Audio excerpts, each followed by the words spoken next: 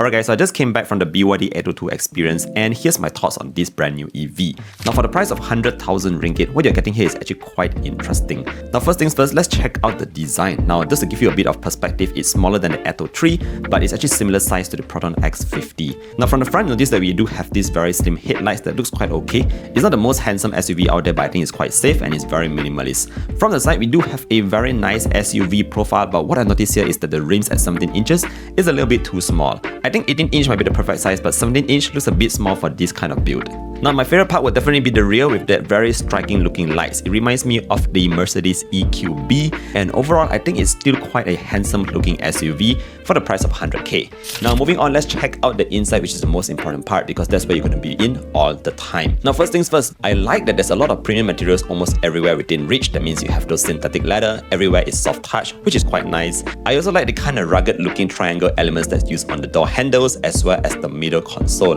Now moving on to the main star of the show, right in the middle you actually have a large rotatable 12.8 inch display, and over there you will see all your entertainment, your 360-degree camera, which is again very intuitive. And moving over to the driver's side, you do get a smaller 8.8 inch digital instrument cluster. Now just a very quick note on the steering wheel because you're going to be holding that throughout the entire drive. Now what I really like here is that it's wrapped in this really nice synthetic leather, again very nice to hold, and the center section is actually made of this gunmetal matte grey kind of materials. I mean for the inner frames, and there's no fingerprints that will stick on it like those piano black versions. Furthermore, I also quickly checked out the stocks at the side just to make sure that they feel good, and good news, it actually feels quite alright. Now moving further down, this is where we find the aircon vents, which actually sit quite low, so you can expect the wind to be blowing up to you upwards. Now the good thing here is that the aircon vents do feel solid. I try to push it from left to right. It's not the loose cheap kind of materials. And if you're wondering about aircon controls, yes, that's all in the display. Now the good thing here is that you also get seat ventilation, and it's great for our hot weather here in Malaysia. Now moving further down, you notice that we do have a very large compartment which houses the wireless phone charging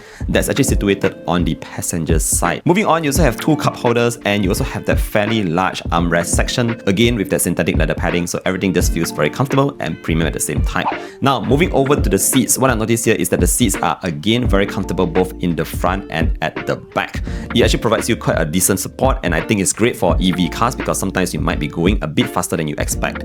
Now when it comes to space, it's actually surprisingly very spacious. I had a lot of legroom, and again I'm 175 centimeters and a lot of headroom as well. People at the back will have no issues with space. I also tested out how the doors sound when you actually close them, and it actually gives a very solid thud.